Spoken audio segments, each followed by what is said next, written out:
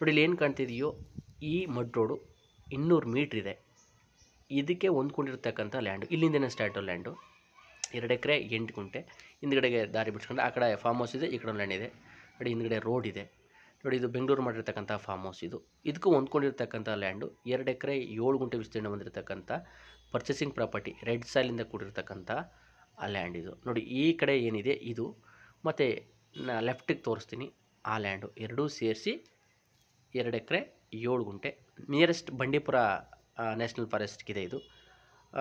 ಬಂಡೀಪುರದ ಅಕ್ಕಪಕ್ಕ farm house ಮಾಡಬೇಕು ಅನ್ನೋರಿಗೆ ಅನುಕೂಲಕರವಾಗಿರತಕ್ಕಂತಹ land ಇದು. ಇದು ಗುಂಡ್ಲುಪೇಟೆಗೆ ಸುಮಾರು ಒಂದು 14ರಿಂದ 15 ಕಿಲೋಮೀಟ್ರ್ ಆಗುತ್ತೆ. ಮೈಸೂರಿಗೆ ಸುಮಾರು ಒಂದು 75 ಕಿಲೋಮೀಟ್ರ್ ಡಿಸ್ಟೆನ್ಸಲ್ಲಿರ್ತಕ್ಕಂತಹ ಲ್ಯಾಂಡು. ಬೆಂಗಳೂರಿಗೆ 215 ಕಿಲೋಮೀಟ್ರ್ ಡಿಸ್ಟೆನ್ಸಲ್ಲಿರ್ತಕ್ಕಂತಹ ಲ್ಯಾಂಡ್ ಇದು. ಇದು ಈ ಕಡೆ ಊಟಿಗೆ ಹತ್ರ ಇದೆ, ಈ ಕಡೆ ಕ್ಯಾಲಿಕಟ್ಗೆ ಹತ್ತಿರ ಇರ್ತಕ್ಕಂಥದ್ದು. ತುಂಬ ಪ್ರವಾಸೋದ್ಯಮ ಸಂಬಂಧಪಟ್ಟಂತೆ ಟೂರಿಸಮ್ ಪ್ಲೇಸ್ಗಳಿಗೆ ಹತ್ರದಲ್ಲಿರ್ತಕ್ಕಂಥ ಲ್ಯಾಂಡು.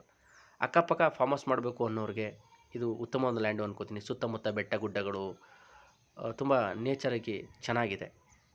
ಯಾರಿಗಾರು ಇಷ್ಟ ಆದರೆ ಮೇಲೆ ಡಿಸ್ಪ್ಲೇ ಆಗ್ತಕ್ಕಂಥ ನಂಬರಿಗೆ ಕಾಲ್ ಮಾಡಿ ಇದರ ರೈಟು ಮತ್ತು ಇತರ ವಿಷಯಗಳನ್ನ ತಿಳ್ಕೊಳ್ಳಿ. ಟೋಟಲಾಗಿ 50 ಲಕ್ಷ ಹೇಳ್ತಾ ಇದ್ದಾರೆ. ಸೊ ಇದಕ್ಕಿಂತ ಹೆಚ್ಚಿನ ವಿಷಯವನ್ನು ತಿಳ್ಕೊಳ್ಳಿ.